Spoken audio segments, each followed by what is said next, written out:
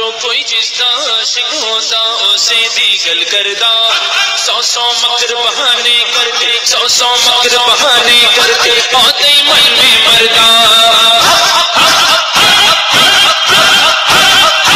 میرا اسجد سوڑا میرا اسجد سوڑا اسجد میاں سوڑا اسجد میاں سوڑا سوڑا حساب سوڑا سوڑا حساب سوڑا سوڑا.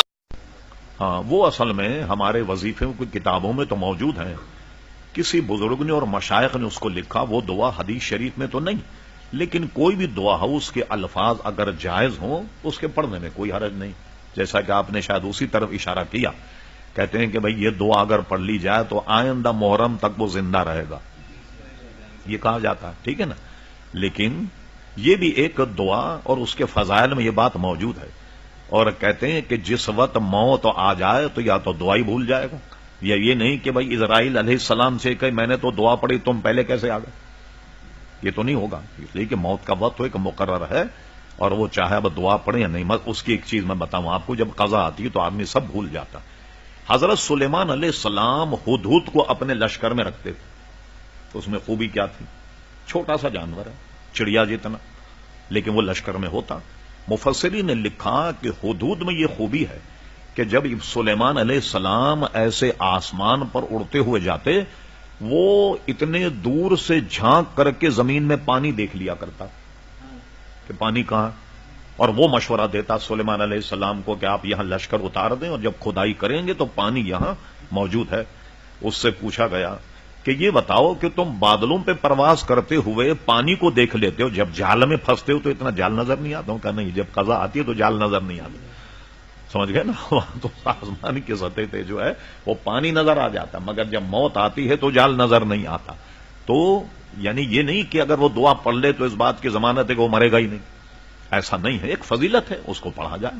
ہو سکتا اللہ تعالیٰ اس کے 1 سال اور اس کی عمر بڑھا دے. پھر اسی کو آپ دوبارہ ذہن میں رکھیے. قضاء اور قدر جو 2 قسم کی ہے وہ پہلے آپ اس کو سن چکے. اور رہا اس کے فضائل اور مناقب، تو اس میں یوم عاشوراء کی فضیلت صحیح 6 میں حدیث ہے کہ حضور علیہ الصلوۃ والسلام ہجرت فرما کر جب مدینہ منورہ آئے تو یہ پہلا سال تھا.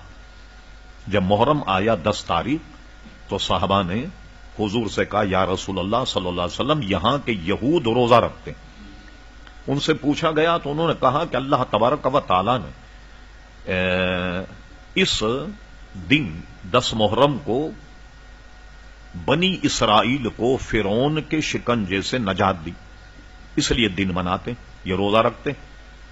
جیسے بہت سے لوگ کہتے ہیں نا جی دن منانا ناجائز ہے، یہ میلاد النبی منا رہے ہیں، 11ویں منا رہے ہیں، 6ٹھی منا رہے ہیں. وہ اس حدیث سے سبق لے.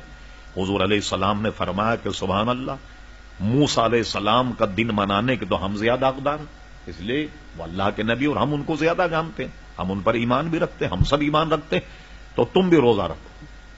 اور صحابہ نے کہا حضور اگر ہم بھی روزہ رکھ اور وہ بھی روزہ رکھ اس میں تو مماثلت ہو جائے گی.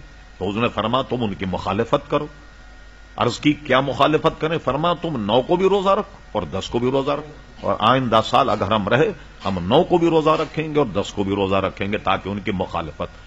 ایک روایت میں یہ بھی ہے کہ فرعون سے تو نجات ملی بنی اسرائیل کو، اور کیا کہتے ہیں آدم علیہ الصلوۃ والسلام اس دن دنیا میں بھیجے گئے. اور یہ بھی ہے کہ آدم علیہ السلام سے جو ایک نسیان و سہو ہو گیا، انہوں نے اللہ تعالیٰ کے دربار میں حضور علیہ السلام کے صدقے وسیلے سے دعا کی تو اسی دن ان کی توبہ قبول ہوئی.